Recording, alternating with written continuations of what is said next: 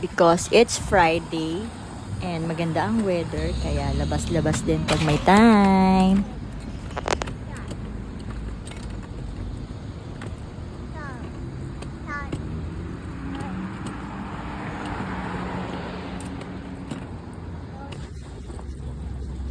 At dahil maganda ang weather, ilabas namin ang mga bulinggits. Ay, wow! May pakape at pa-donut si Mayor.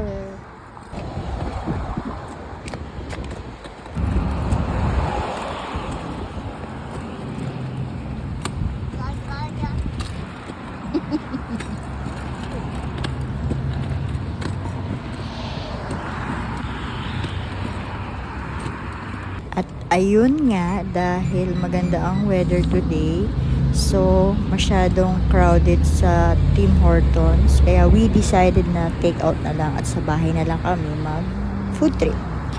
And for the safety na rin, especially for the kids.